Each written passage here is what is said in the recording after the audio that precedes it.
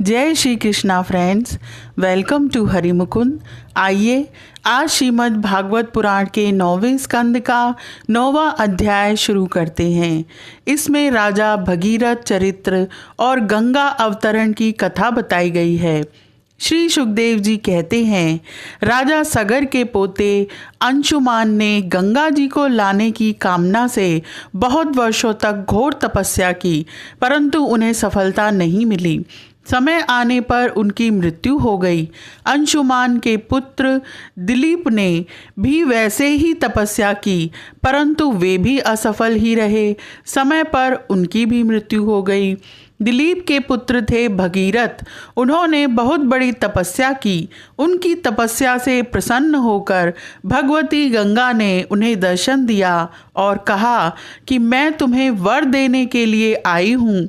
उनके ऐसा कहने पर राजा भगीरथ ने बड़ी नम्रता से अपना अभिप्राय प्रकट किया कि आप मृत्यु लोक में चलिए। तब गंगा जी ने कहा, जिस समय मैं स्वर्ग से पृथ्वी तल पर गिरूं, उस समय मेरे वेग को कोई धारण करने वाला होना चाहिए। भगीरथ, ऐसा ना होने पर मैं पृथ्वी को फोड़कर रसातल में चली जाऊंगी।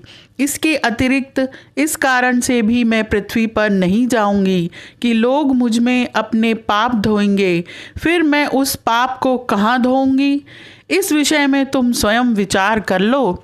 भगीरथ ने कहा, माता, जिन्होंने लोक परलोक, धन संपत्ति और स्त्री पुत्र की कामना का संन्यास कर दिया है, जो संसार से उपरत होकर अपने आप में शांत हैं, जो ब्रह्मनिष्ठ और लोकों को पवित्र करने वाले परोपकारी सज्जन हैं, वे अपने अंग स्पर्श से तुम्हारे पापों को नष्ट कर देंगे, क्योंकि उनके हृदय में अघरूप अघासुर को मारने वाले भगवान सर्वदा निवास करते हैं। समस्त प्राणियों के आत्मा रुद्रदेव तुम्हारा वेग धारण कर लेंगे, क्योंकि जैसे सारी सूतों में ओत प्रोत है, वैसे ही यह सारा विश्व भगवान रुद्र में ही ओत प्रोत है। गंगा जी से इस प्रकार कहकर राजा भगीरथ ने तपस्या के द्वारा भगवान शंकर को प्रसन्न किया। थोड़े ही दिनों में महादेव जी उन पर प्रसन्न हो गए। भगवान शंकर तो संपूर्ण विश्व के हितैषी हैं। राजा की बात उन्होंने तथास्तु कहकर स्वीकार कर ली। फिर शिवजी ने सावधान होकर गंगा जी को अपने सिर पर धारण किया। क्यों न हो, भगवान के चरणों का संपर्क होने के कारण गंगा जी का जल परम पवित्र जो है। इसके बाद राज ऋषि भगीरथ त्रिभुवन पावनी गंगा जी को वहां ले गए, जहां उनके पितरों के शरीर राख के ढेर बने पड़े थे। वे वायु के समान वेग से चलने वाले रथ पर सवार होकर आगे आगे चल रहे थे और उनके पीछे पीछे मार्ग में पड़ने वाले देशों को पवित्र करती हुई गंगा जी दौड़ रही थीं।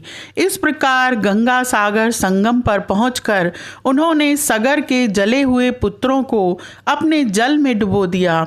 यद्यपि सगर के पुत्र ब्राह्मण के तिरस्कार के कारण भस्म हो गए थे, इसलिए उनके उद्धार का कोई उपाय न था। फिर भी केवल शरीर की राख के साथ गंगा जल का स्पर्श हो जाने से ही वे स्वर्ग में चले गए। जब गंगा जल से शरीर की राख का स्पर्श हो जाने से सगर के पुत्रों को स्वर्ग की प्राप्ति हो गई, तब जो लोग श्रद्धा के साथ नियम लेकर श्री गंगा जी का सेवन करते हैं, उनके संबंध में तो कहना ही क्या है। मैंने गंगा जी की महिमा के संबंध में जो कुछ कहा है, उसमें आश्चर्य की कोई बात नहीं है, क्योंकि गंगा जी भगवान के उन चरण कमलों से निकली हैं, जिनका श्रद्धा के साथ चिंतन करके बड़े बड़े मुनि निर्मल हो जाते हैं और तीनों गुणों के कठिन बंधन को काट कर तुरंत भगवत स्वरूप बन जाते हैं। फिर गंगा जी संसार का बंधन काट दें, इसमें कौन सी बड़ी बात है। भगीरथ का पुत्र था श्रुत। श्रुत का नाभ, यह नाभ पूर्वोक्त नाभ से भिन्न है। नाभ का पुत्र था सिंधु द्वीप और सिंधु द्वीप का अयुतायु। अयुतायु के पुत्र का नाम था ऋतुपर्ण।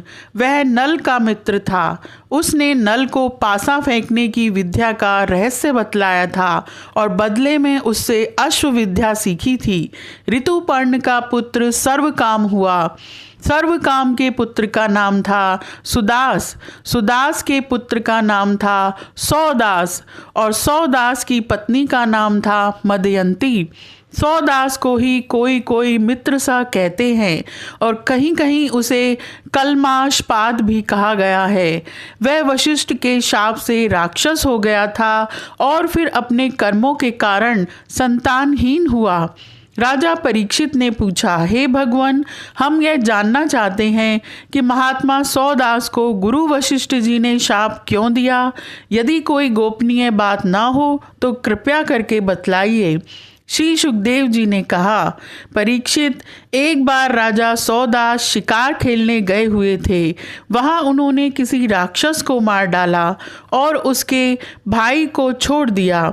उसने राजा के इस काम को अन्याय समझा और उनसे भाई की मृत्यु का बदला लेने के लिए वह रसोइये का रूप धारण करके उनके घर गया।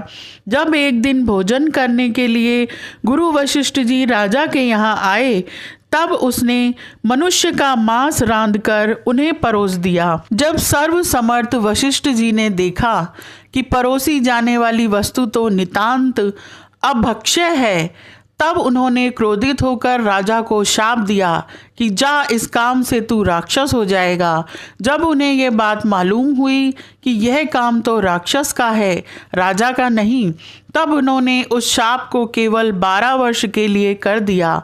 उस समय राजा सौदास भी अपनी अंजलि में जल लेकर गुरु वशिष्ठ को शाप देने के लिए उद्यत हुए, परंतु उनकी पत्नी मदयंती ने उन्हें ऐसा करने से रोक दिया।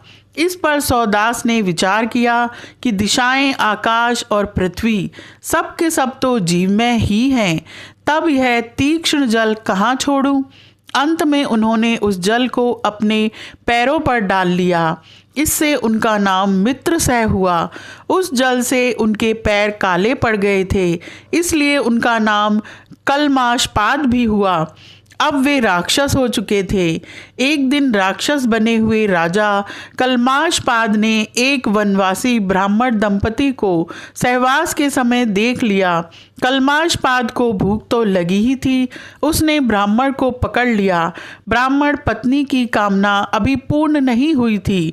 उसने कहा, राजन, आप राक्षस नहीं हैं, आप महारानी मदयंती के पति और इक्ष्वाकु वंश के वीर महारथी हैं। आपको ऐसा अधर्म नहीं करना चाहिए। मुझे संतान की कामना है और इस ब्राह्मण की भी कामनाएं अभी पूर्ण नहीं हुई हैं, इसलिए आप मुझे मेरा यह ब्राह्मण पति दे दीजिए। राजन, यह मनुष्य शरीर जीव को धर्म, अर्थ, काम और मोक्ष चारों पुरुषार्थों की प्राप्ति करने वाला है।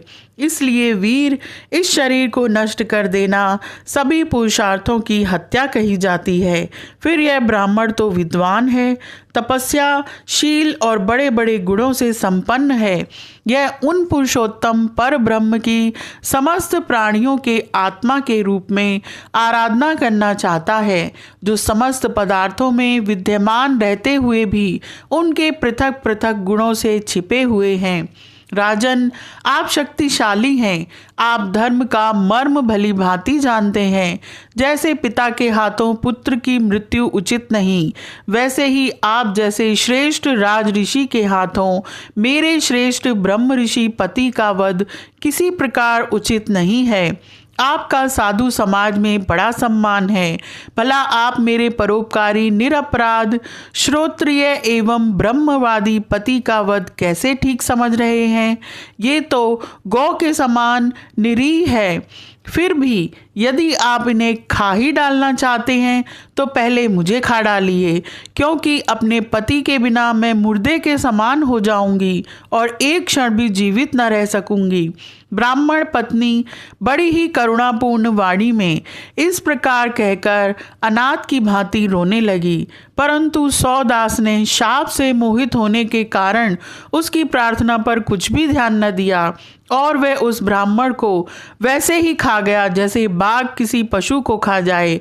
जब ब्राह्मणी ने देखा कि राक्षस ने मेरे गर्भाधान के लिए उद्यत पति को खा लिया, तब उसे बड़ा शोक हुआ। सती ब्राह्मणी ने क्रोध करके राजा को शाप दे दिया, अरे पापी, मैं अभी काम से पीड़ित हो रही थी, ऐसी अवस्था में तूने मेरे पति को खा डाला है। इसलिए मूर्ख, जब तू स्त्री से सहवास करना चाहेगा तभी तेरी मृत्यु हो जाएगी। यह बात मैं तुझे सुझाए देती हूँ। इस प्रकार मित्रसह को शाप देकर ब्राह्मणी अपने पति की अस्थियों को धधकती हुई चिता में डालकर स्वयं भी सती हो गई और उसने वही गति प्राप्त की जो उसके पति देव को मिली थी। क्यों न हो, वह अपने पति को छोड़कर और किसी लोक में जाना भी तो नहीं चाहती थी। 12 वर्ष बीतने पर राजा सौदास शाप से मुक्त हो गए।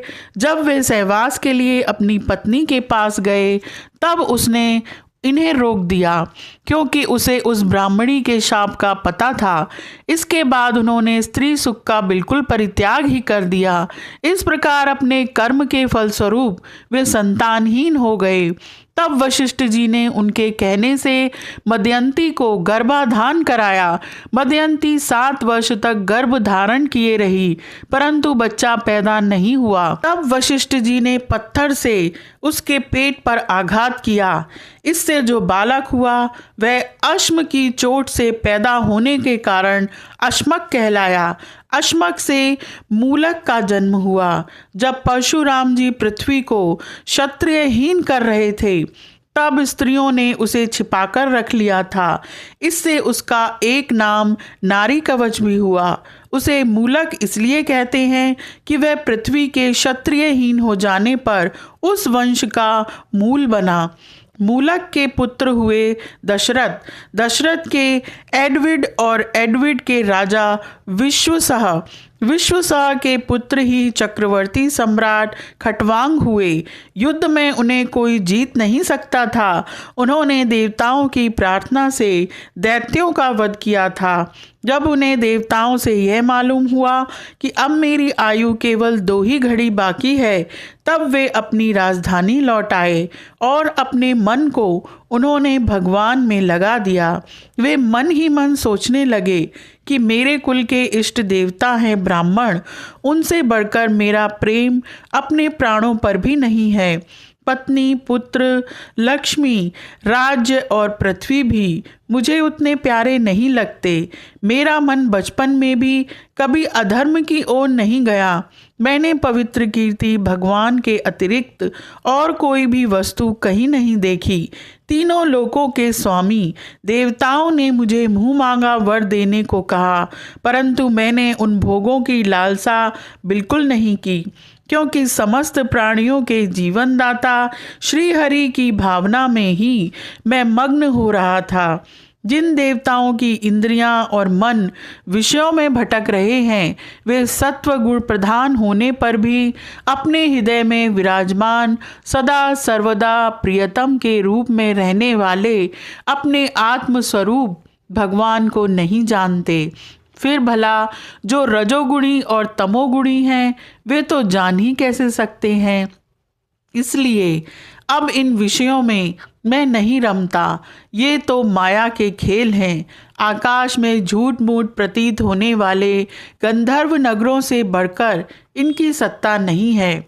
ये तो अज्ञानवश चित्त पर चढ़ गए थे।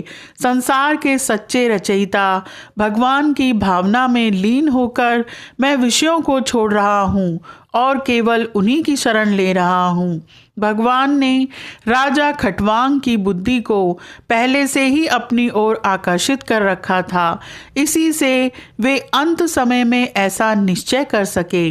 अब उन्होंने शरीर आदि अनात्म पदार्थों में जो अज्ञान मूलक आत्मभाव था उसका परित्याग कर दिया और अपने वास्तविक आत्म स्वरूप में स्थित हो गए। वह स्वरूप साक्षात पर ब्रह्म है। वह सूक्ष्म से भी सूक्ष्म शून्य के समान ही है, परंतु वह शून्य नहीं, परम सत्य है। भक्तजन उसी वस्तु को भगवान वासुदेव इस नाम से वर्णन करते हैं। यह अध्याय यहीं समाप्त होता है। आज के लिए इतना ही। Please like, share and subscribe my channel. Thank you.